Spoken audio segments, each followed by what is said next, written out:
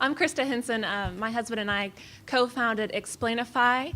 About a year and a half ago, we create remarkable animated videos for businesses. So those videos that you see on home pages and pitches that explain what a company does, that's what we do. We create those. And we've had a lot of fun with it. Like I said, a year and a half, almost a year and a half that we've been doing this. Just a lot of fun. Got to work with a lot of awesome companies, from startups to Fortune 500, kind of everything in between, telling stories, helping them break down what they do and tell it in a simpler form. We actually, earlier this year, were named one of the top 10 explainer companies in the world, so that was a huge moment for us in Explainify. So that's what we do. How y'all doing? Y'all all right? I'm a rapper, so that's kind of like mandatory. So my name is Sean Morrow, better known as Piff or Big Piff. I guess I'm an artist / promoter, and now they list me as a philanthropist. I actually, last year, I went to Africa twice with the U.S. Embassy, and I had about 7 concerts, one of them in front of 7,000 people, and also I taught hip-hop culture to the students there and takeaways that they can use in their everyday life, as well as like made music with a lot of the natives. So when I came back, I actually went on sabbatical, and I decided from that moment that any new project I'm putting out is also linked to a charitable cause. So I'm actually working with Bigby, and we're putting together, in the next 2 weeks, we're raising $100,000 for Global Kids, which is out of New York, but a program coming down here is a 4-week program. For the first 2 weeks, they're based in Little Rock and focused on global initiatives, foreign policy. And the last 2 weeks, they fly them abroad and they continue their education overseas, and it's for underprivileged high school students. Good stuff. I'm Ryan Herringer. I went to the University of Arkansas, and when they first started the entrepreneurial program, I guess after about 3 weeks, I started a company called Sound Concepts, where we, I guess when it first started, it was kind of like hi-fi. There wasn't really automation or iPhones or iPads. So I guess it's 10 years this year. We're one of the top 30 audio-video companies in the United States out of little bitty Jonesboro, Arkansas. So we do automation stuff as far as home and commercial, but we write apps where you can control your lights, your shades, your heat and air, cameras, all kinds of stuff like that. And we also have a retail store about 17,000 square feet, so it's kind of like a Best Buy on steroids. But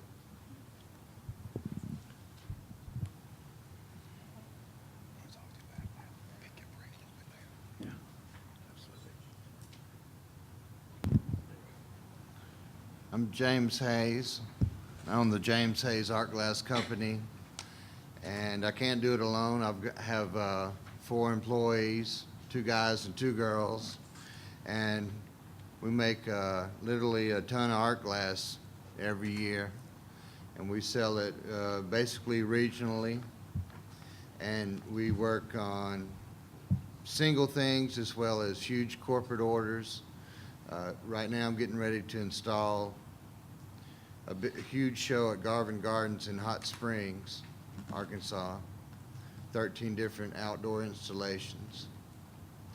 And I've been in business 25 years, and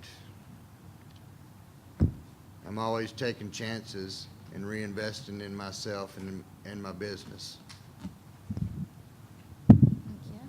Good morning, everyone. My name is Nika Yumil. I'm one of the co-founders, one half of the co-founder for Sooligan. Sooligan is a mobile app that digitalizes word of mouth. So we provide local information with the efficiency, accuracy, and human touch that the regular search sites like Google and Yelp do not. So by providing local information in a fun, fast, and easy way, not only do we aim to increase a sense of community in cities, but we also want to deliver the best experiences for everyone. We're originally from California, from UC Berkeley. However, we're full-fledged Razorbacks and Arkansanians. This past year has been amazing, an amazing experience. We graduated from the Arc Challenge Accelerator program in Fayetteville. We were able to launch our mobile apps at the Super Bowl in New Orleans and was named as one of the top 10 apps to download. And we've just grown from 1,000 users to 3,000 users to date, and just continuing to promote and just work through it. And we're excited to tell you guys about our experience and about. A little bit. I'm Natasha Malihalo, one half of N Square, Nika, Natasha. It's kind of lame, but we go with it. So a little bit about us. We're actually non-technical founders. We don't have any technical background at all. Actually did 1 year at Georgetown before I deferred. Most people say, my mom calls it dropping out, but I say deferred to go on this journey. And Nika also was a public policy major in college. And so, we're in a space that's completely brand new and everything. We're learning every single day, but it's been very cool. We closed our pre-seed A round a couple of weeks ago. We're getting ready to open up our seed A round, and we just decided yesterday that we were moving back to Berkeley after the Jazz Fest in New Orleans, which is where we're based at right now.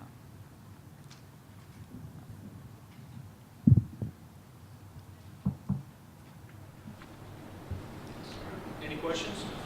I think we can just open it up to the floor, so anybody wants to ask a question.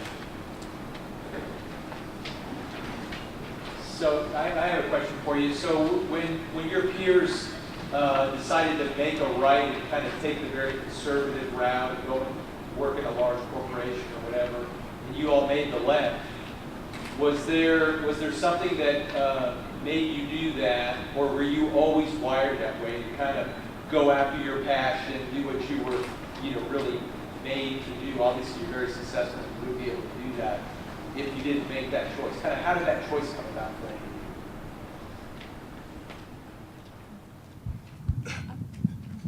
You got it first. Okay. No. With us, it was actually like a long process. We started Suligan in June 2011, and it was literally 2 months after I turned in my intent to register at Georgetown, and Nika accepted a position in Brazil to do research on the economy. And so we kind of worked on our company part-time, and then after my first year at Georgetown, Nika's year in Brazil ended, we said, okay, we're going to apply to all these accelerator programs and see if someone accepts us, then I'll defer, and she won't go into corporate. And we applied to several. We got into several accelerators, and we decided to come to Arkansas, and that's when we kind of went full-time in the entrepreneurial life. To add to that also, we really sat down and went through the decision-making process. First of all, we looked, is there a valid product? Is this a problem we can solve? And from our own experience, Natasha and I are just nomads. We were moving from our hometown, LA, to UC Berkeley, and then UC Berkeley from Brazil to Washington. And we always faced the same problems of finding local information. So it was a problem that we wanted to solve for us, but we also knew that other people are facing it. And secondly, personally, my motto is, in 60 years, when I look back to this day, is this something I'm going to regret not doing? And my answer was yes. I was young, no obligations. This was the time to do it. And thirdly, product validation. We didn't just jump into this necessarily, but before we decided to take the full-time route, we actually tested our product. We built a prototype, which we launched at UC Berkeley. And that immediately, we launched it over Cal Day, which is one of the big events in Berkeley. And we got registrations in the span of 2 hours for over 300 or so registrations. So we said, yeah, this is a go. And we went for it. And it's been great since then. Excuse me. So I had kind of a different path as well. I would have never been voted most likely to be a rapper ever. I wasn't the kid beating on the table, doing all the raps at cafeteria. I actually graduated in high school. I was valedictorian, and I went to Stanford University. My mom had brainwashed me and told me I was going to be a doctor. I quickly found out she was lying. So I switched, went to industrial engineering, and then I went to mechanical engineering. And actually, the summer before, I fell in love with rap actually while in college, which is another story. But the summer before my senior year, I was working for General Motors in Toledo, Ohio. And I was getting several offers. I got offers from NASA, Boeing, General Motors, a lot of big tech companies. And I kind of decided I'd rather wake up doing what I love every morning as opposed to doing kind of what they quote unquote was trained for. And also even though my mom won't say this now, she told me to go to college to find out what I want to do with the rest of my life. Now, she knew I was going to be a rapper. She would have reneged on that. But at the time, we went with it. So I basically was like, hey, but I still got to pay energy and pay my bills. So I figured out how to put a business structure under it, and I've actually been rapping since then.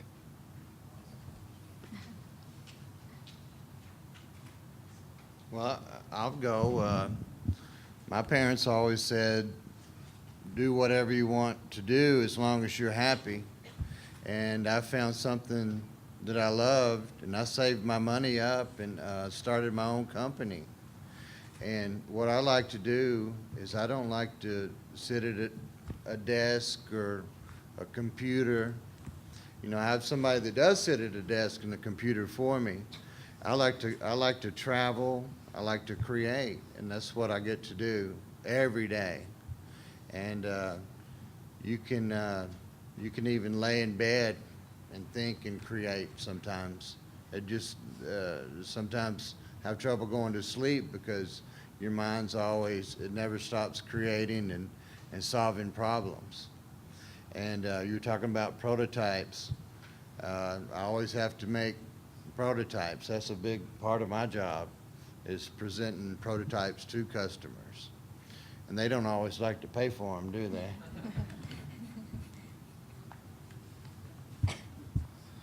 Well, I guess to answer your question on the fork in the road, I knew if I wanted to make a lot of money, I wasn't going to make a lot of money working for somebody else. I found that out very quickly right with my first job. That lasted about less than a month. I figured out I could make more money on the weekends than I could having my full-time job with a college education. And I was like, man, they don't pay any money with a degree. So I started doing audio video when it, kind of got started. And after about 3 weeks of that, I said, man, you can make a lot of money at this. So I remember the first about 1,600 square foot showroom I started in seemed like millions of dollars when the rent, I think it was $2,000 a month. I didn't even get paid that on my first job. But 10 years later, back to the split in the road, it was all about making money. I think as an entrepreneur, everybody wants to make more money, or how can I do more? And then I get to play with toys, fun stuff. So anyway. For us, I had grown up in an entrepreneurial family.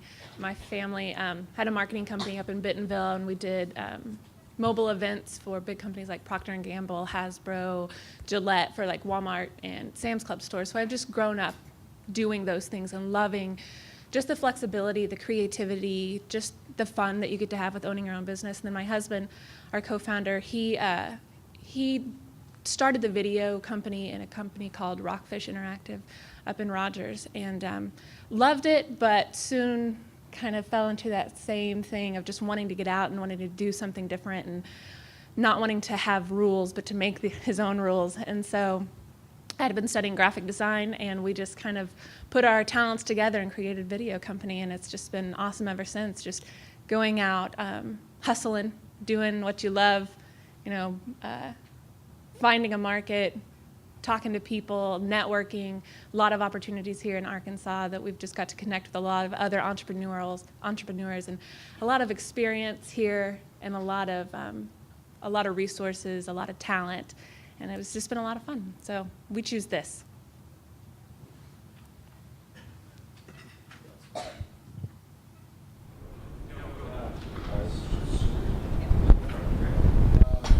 what kind of pressure have you got from the news providers, events, highlight things like trends or location services, Reddit, is specificity and Q&A business forum. So when you say you're digitizing word of mouth, are you aggregating these things, or are you offering something that's completely unique? I think we offer something very unique because we offer, I think with a lot of times people compare us to Yelp because, it's like the reviews, but Suligan actually offers local sentiments and current culture on the city, not just the local businesses. So we have this unique part of Suligan where you first log in, you see a live feed of raves and rants, and so it could be a rave or rant about anything. Like today, if you logged into Suligan and looked at Little Rock, you would see me raving about, being here at the Governor's Cup. So other people in the city know what's going on. Like not necessarily this stuff that doesn't come up on Google. If you Google Little Rock right now, you wouldn't know that there's a Governor's Cup going on. But everything's in real time and it's aggregated, and it's also organic. We don't pull from Yelp. We don't pull pull from Facebook, and it kind of, in a way, so that we, when we say digitalizing word of mouth, it's literally word of mouth in real time. And so we don't want something that, you know, like on Yelp, a lot of companies are paying for reviews, for positive reviews, and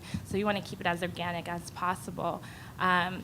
But as far as pressures, again, like I said, there's a lot of competition in this space. People want to compare us to Highlight, people want to compare us to Yelp, but I think that we offer enough unique characteristics on the app that people eventually, I think, for an app like ours, we need a lot of users, and that's been our main struggle is, you know, getting a lot of users, kind of the chicken and egg question. You know, without a lot of users, there's really no use for the app. But so that's right now, like we're brainstorming ways and thinking of ways how to expand very quickly and get a lot of users very quickly.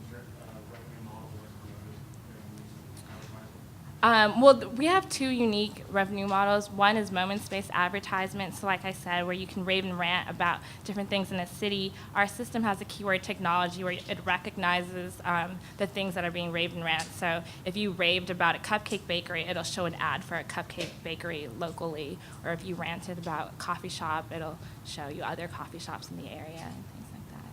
All very hyper-local.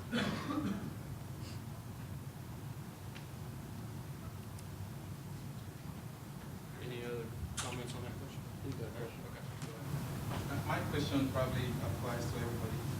Do you mind sharing with us some of the most difficult moments you experienced while you were starting out and how you overcame those difficult moments?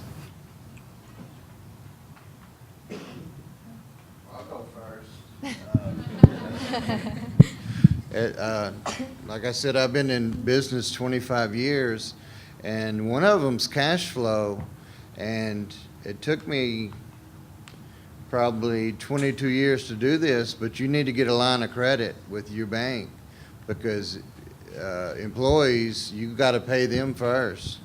And a lot of times I don't get paid. All my bills get paid, but sometimes you have to rely on a line of credit. You have to have cash flow, and that's pretty cut and dried there. Anybody else? Yeah. So yeah, very similar. Cash flow is an issue, especially myself. I was determined not to do a full-time job, so like I did several little jobs at first. Cash flow, and another one just because of which I'm removed from now, nature of the business I was in. It had like a lot of, it was like, it's the best way to describe it, street elements that I had to kind of like deal with. So it was a very different angle to go through. So yeah, and I dealt with it by just kind of like delegating through the task and like being an alliance amongst everybody, some mafioso type stuff. Yeah, Gambinos. I'm joking. That's cool. For us, it was kind of just gaining that momentum in the very beginning. You know, we didn't have a huge portfolio, but we're trying to convince people that we really can create awesome videos and that we can add value to their company and their marketing strategy. So we first, created our own videos. We had to discount some of our prices to get some of our early clients, and then we just worked from there. And then from then we have this reputable portfolio that we could show, and it's just built from there. A lot of that came from networking, just talking to people, making connections, proving that you know what you're doing and that you know what you're talking about. That really helps. And just getting out there and getting to know people. I mean, of course, we would agree with Cash too. We've had to downgrade our lifestyle a lot to bootstrap. Like when we were in New Orleans, we were literally living in like a cubicle between her and I. But it's still fun. We make it fun and we make it work. But for the benefit of our company, that definitely works for us. Another thing that we've faced is differentiating ourselves in we're in the social media industry, which is, as you guys know, it's a very concentrated, saturated industry. People always automatically group us to Facebook or Twitter or Yelp or the big leagues out there. So how we've overcome that, and we're still overcoming it at the moment, is that we've worked on our pitch a lot. We were part of the ARC Accelerator program. We were pitching literally 5 times a day. We just pitched today. So that's one thing, and also finding a niche, talking to our customers, like Krista said, and really finding what appeals to them and how we can relay our message to them best. So to answer your question, what is a challenge when you get started? Everybody's right. You need money. You know, you get this store or whatever it is, you got to have cash flow. But, you know, you can think about it certain ways. What I did after about 2 weeks, I figured out a way to have positive cash flow, get a deposit. In my line of business, we get 70% down. So you start adding millions of dollars before you even start the job. You're getting 70% of that money up front. So we actually have a large positive cash flow position, but trying to think when you start your business, how can you use other people's money to work for you? That was something I did at first. I think it made us very successful. So, and of course you need money. Thank goodness in my, one of my first big jobs was for a bank for, I think it was a couple $100,000. So it was pretty easy to secure a $150,000 line of credit when they owed me $200,000. So, anyway.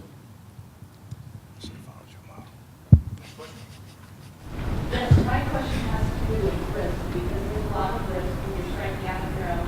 How do you control for that risk when you make decisions? I have an answer for that. Being an entrepreneur, I learned early on, my father says, you know, you're taking a risk, and if you do fail, you're young enough to start over. And that's my answer to that. And it's, you know, when you do take risks, you got to hustle. And another thing, you can't rest on your laurels. You get your big account. You can't go whoop-de-doo, I've got $200,000. You got to keep looking down the road and keep lining things up. You can't just, you know, watch TV or go on vacation and blow all your cash. You got to constantly look for the next job and network. And you have to go to you have to sort of be a politician and go to every little chicken picking there is and meet people. I would say also just be strategic before you make your first move. So there's like a wealth of information. So even if you don't have heavily financial resources, there's tons of human resources and people you could tap into. So for myself, and I would say just a lot of entrepreneurs is just research and hustle before you make that move that's going to put you in a risky situation, and it lowers the risk greatly.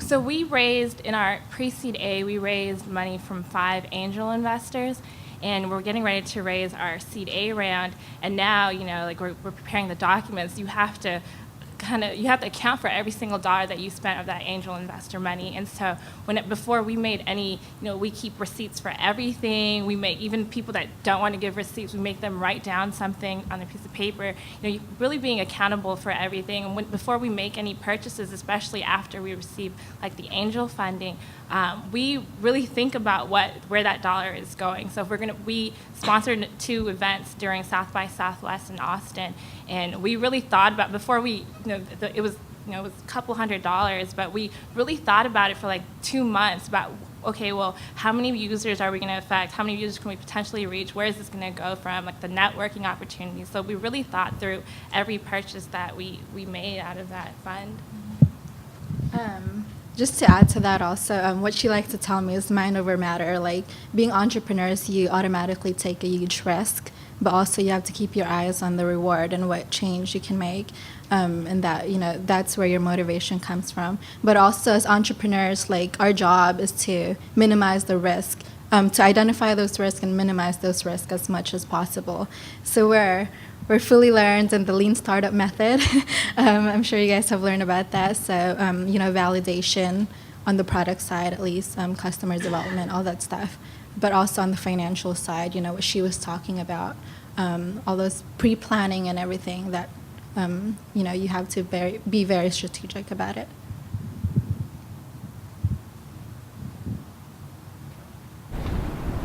I got one more. Kristen, you said that you really liked the startup scene in Arkansas. I wonder what you like about it. Yeah, especially in Northwest Arkansas, and that's where I'm from, so I get around there. And there's a lot of opportunities. There's a thing called Creatives United, where different people in creative, you know, positions come and we hang out, drink beer, talk about creative stuff in our businesses, give advice. I love that. There's just a lot of opportunities, a lot of startup events and stuff like that. There's a Gone in 60-second pitch thing that is a lot of fun. You guys should be involved in if you get a chance. I know there's one coming up in Jonesboro, right? I'm looking at Jeff Amarine. 18th. The 18th. 26th in El Dorado. That's right. So we did that one once, and we won 3rd place, a little bit of money, and then we did another pitch video for Arkansas Source Link, and they sent us to South by Southwest. So that was a lot of fun. So just there's so many opportunities. I know Startup Arkansas was here in Little Rock a month or so ago. My dates are off. I have no clue. Was it last weekend? I didn't realize that. So just a lot of cool opportunities and a lot of good people and a lot of knowledge. I've got one where we are. Are agencies in Northwest Arkansas outsourcing you guys right now? Not agencies per se. We usually work directly with clients so that we can be right there talking to them about what we do. I mean, we're open to that. Sometimes we have done that with agencies, but usually we're with the clients one-on-one. Just to add to that question, sorry. Yeah. We actually moved from California, the Bay Area, Silicon Valley, to Arkansas. And when we did that, people were looking at us. Literally, everyone was like, "Are you guys crazy? Like, what? You guys are crazy." There was literally an article written, and the headliner was, "Two crazy girls moved to Arkansas. What were they thinking?" But actually, we really love the Northwest Arkansas entrepreneurial environment. We came there because, we wanted to get away from the noise of the Bay Area. Northwest Arkansas was really a place to build a community and build a brand very organically. And it's great. Everyone's very supportive. You get, being an active part of the community, you get to meet all the stakeholders and really push your idea forward. So it's great. Everyone's so nice. I want to add to that too, because we've been living in New Orleans for the past 4 months, and we were in Arkansas for 4 months as well. And there's a startup community in New Orleans too, but it's nothing like Arkansas. Like every single day, I'm like, I wish we were in Arkansas. Like everybody in Arkansas is so helpful. Like the resources out here it's just great. Jeff, Jeanette, some of my people at Innovate Arkansas, they're all very helpful. And even Vicki sending out those blasts telling you, like all the opportunities for entrepreneurs. Like it's really, we did an interview a couple of weeks ago where they asked us, what do you think? Do you think Arkansas can compete against the Bay Area eventually in the next few years, can compete, their startup community can compete? And I say yes, because I think for a community to thrive and for a community to do well, there has to be people that are selfless and people that actually want to see the community grow and people that do things like this to help better the community. And there's definitely a ton of that here, a lot of support here for entrepreneurs here in Arkansas. We have about 5 minutes left, so we have just time for a couple quick questions. So. I'm John Biden. Just want to ask, in your company, what does the workplace look like? Is there any organizational structure in your company?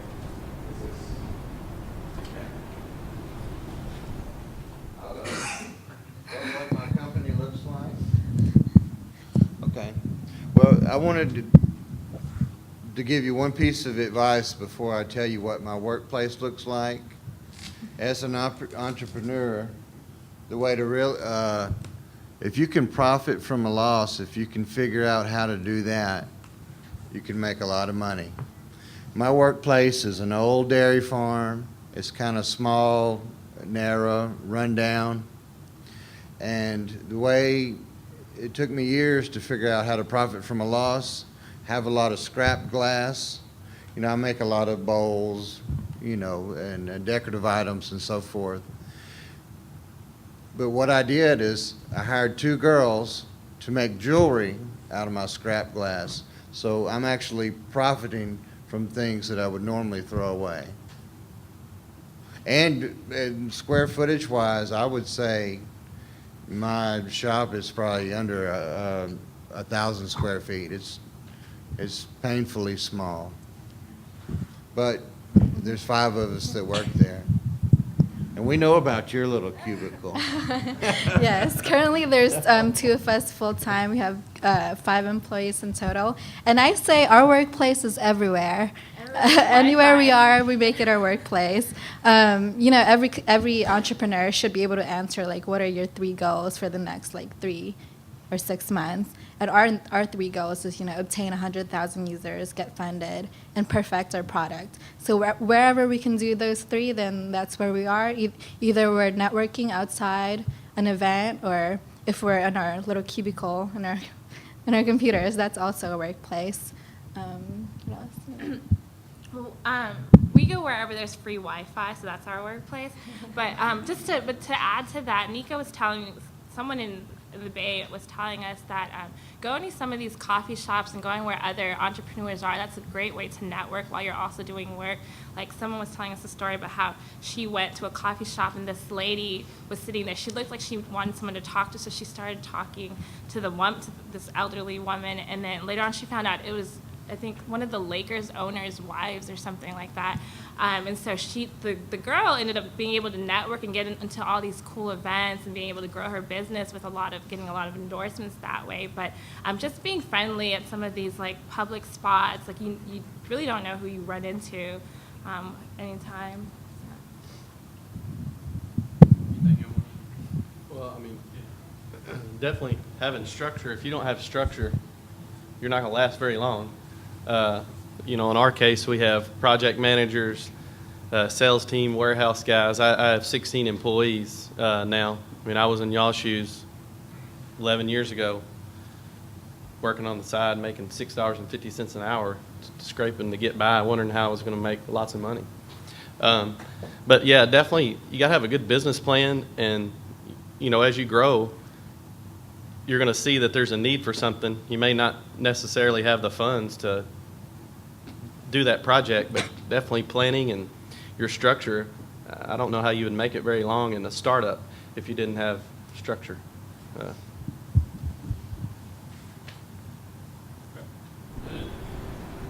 We've got about 2 minutes left, so we have a very quick question. Real quick, a couple of y'all mentioned travel, drawing inspiration and stuff from, but like when you wake up in the morning, because y'all are all in very fast moving, including audio, visual, always changing.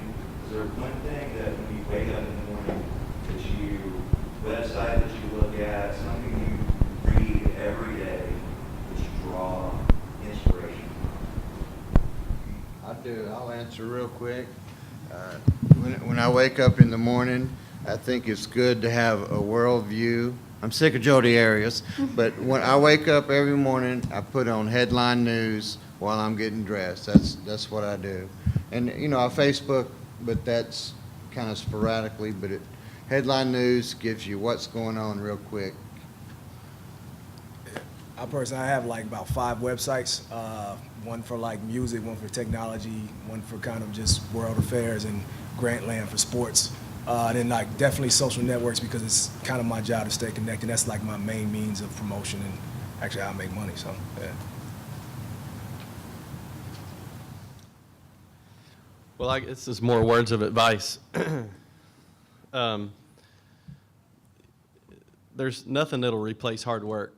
So, I mean, this morning I got up about 3:50 to get started. So, you get up a little earlier, you work a little later than the next guy. You don't have to be the smartest guy. You know, they say work smarter, not harder, but I think you can do both. But if you put your whole heart into it, I mean, I'm 10 years into it, and I work 85 hours a week. You know, there's those milestones, but a word of advice, you know, hard work. That's what when I get up in the morning, I think, what am I going to get done today? And I'm going to do more than what my competition does every single day. I'm going to get up earlier, I'm going to work later, and most of the guys in my industry, especially in Arkansas, there's only one that's even lasted 10 years on the residential side. Most of them, they start up and they go away. And I guess last year we were one of the top 30 in the United States as far as total revenue. So kind of to answer your question, I don't look at that many websites. I just put it down to hard work. So.